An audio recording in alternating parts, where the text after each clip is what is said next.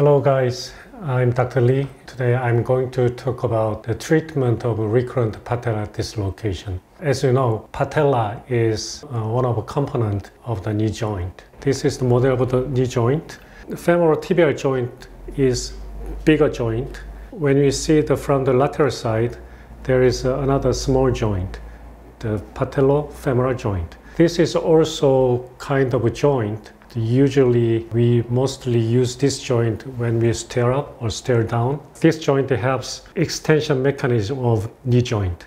Anyways, some patient patella dislocate from the femur like this.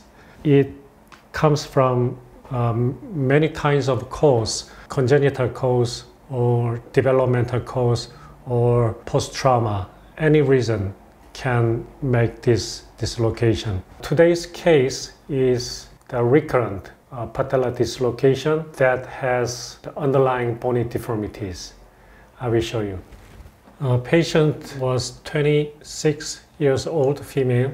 She came to me with recurrent patella dislocation of both knee joint. Her first dislocation happened 15 years ago, and her patella dislocated 1 to 2 times every year. When I did a physical examination, I found that she has a rotational malalignment syndrome. And another name of this syndrome is miserable malalignment syndrome. You can Google this to know what this is. Rotational malalignment syndrome is the long bone twist, normally twist, but rotational malalignment means the amount of twist too much or too less. When you see the femur, normally femur twist inward like this, but this patient twists too much inward, and tibia twist outward like this, but this patient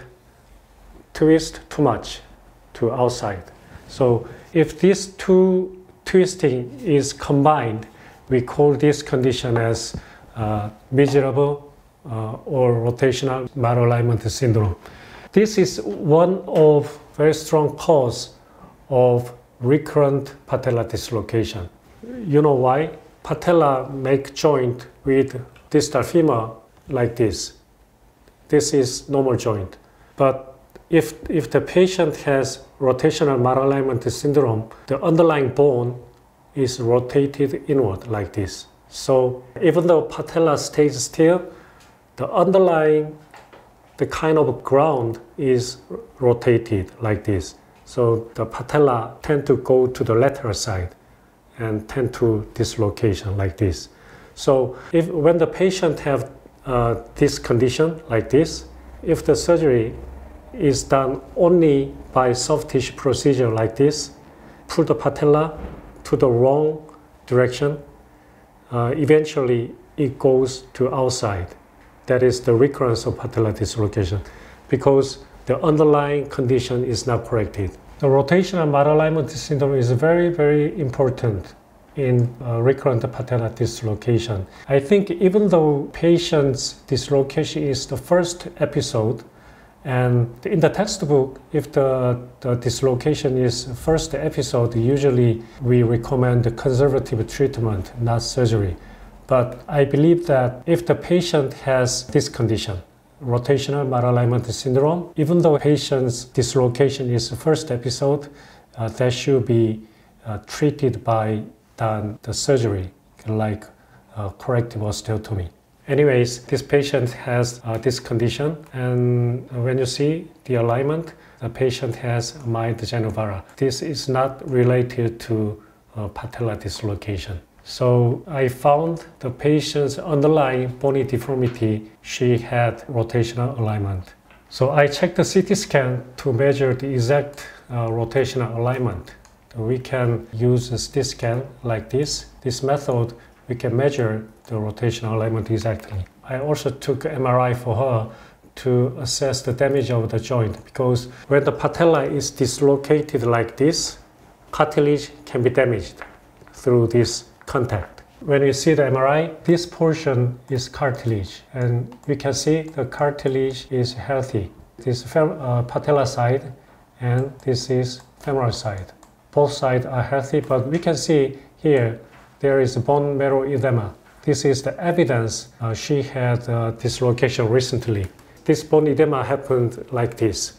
When the patella is dislocated forcefully like this, here and here contact. So that makes kind of kissing lesion. So here and here, there may be a kind of bone injury. So we can see here the bone marrow edema. And when you see the left side, the normal position of the left side is worse than right.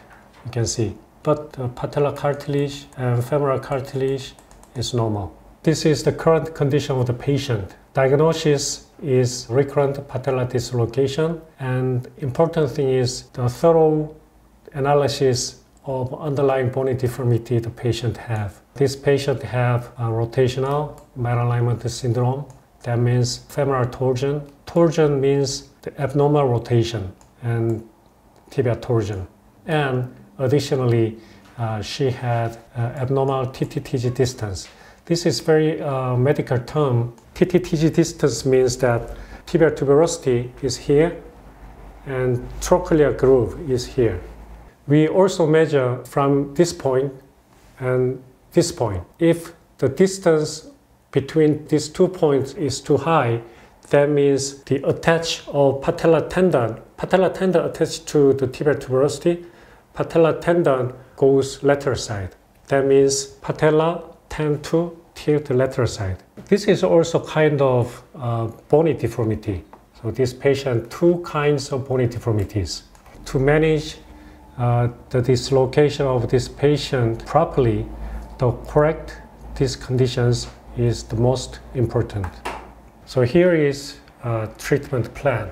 The first thing is correction of underlying bony deformities. That means to correct rotational malalignment syndrome and to correct abnormal TTTG distance. So I did femoral osteotomy and tibial osteotomy.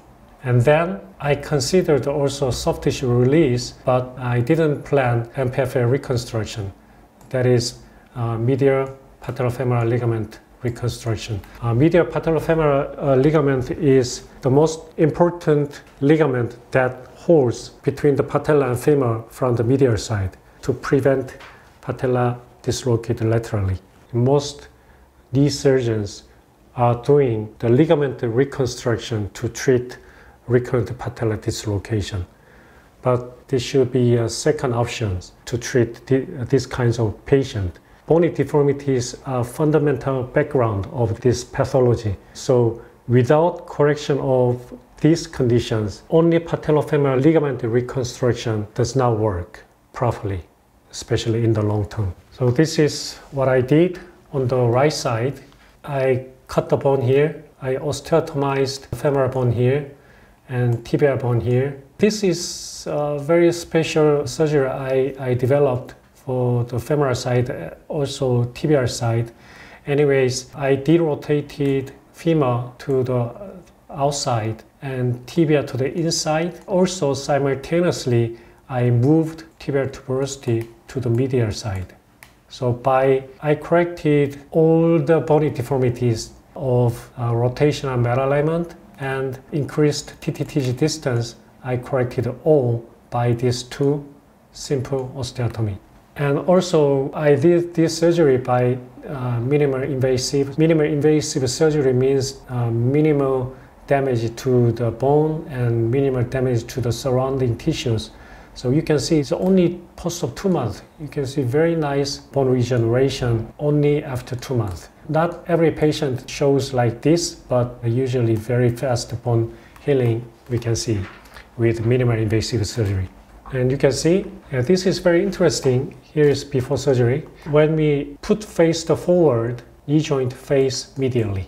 This is typical appearance in the patient with rotational malalignment syndrome.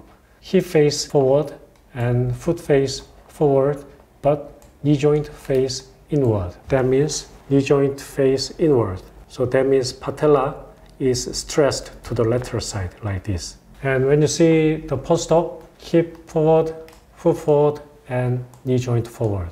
So I made the underlying bony deformities like this. So in this case, without ligament reconstruction, I corrected the background so patella goes in his original position. And when you see the scar, surgical incision, we can see the very minimal incision and very minimal invasive surgery was done. I will show you of the video of this patient at the OR. This is before surgery of the right knee. When you see, this is patella. This is patella. I push the patella laterally with my thumb. You can see patella is dislocated almost. It's very, you can see, very unstable patella. And this is after surgery. I'm pushing the patella laterally with the same maneuver, but you can see the patella does not go outward. This is pre-op patella and this is post-op. And this is the video of the left side. You can see, oh, it's severe, very bad. Can you see? Patella is locked. You can see the clunk. With minor thumb power, patella is dislocated. And after surgery, can you see? Yes, patella became very stable without ligamental reconstruction. You can compare.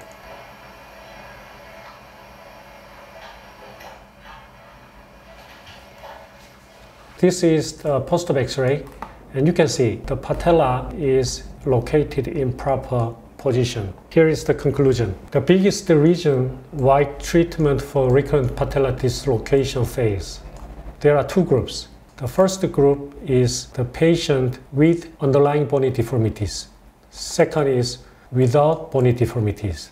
But if the patella dislocate recurrently, most of these patients has underlying bony deformities, because this is the main reason of the recurrence. So when a patient has underlying bony deformities, the most of recurrent patella dislocation does, if these bony deformities are not corrected and a procedure is done only for soft tissues like MPFA reconstruction, there is a high chance of recurrence, especially in the long term. So when there are underlying bony deformities, to correct this deformity is the most fundamental treatment and the most obvious way of minimizing the chance of recurrence. And in case of underlying bony deformities exist, patient can feel a lot of stability if these deformities are properly treated. I mean, this is more than just preventing patella dislocation or not.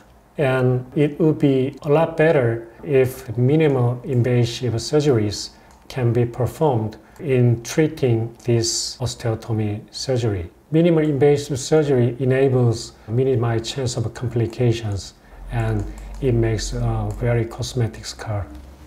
Today I showed you a case of recurrent patella dislocation with underlying bony deformities. I stressed too much today the importance of these underlying bony deformities, but it is really important to fix these conditions, to minimize recurrence. Next time I will show you another case of recurrent patella dislocation like today. Thanks for watching.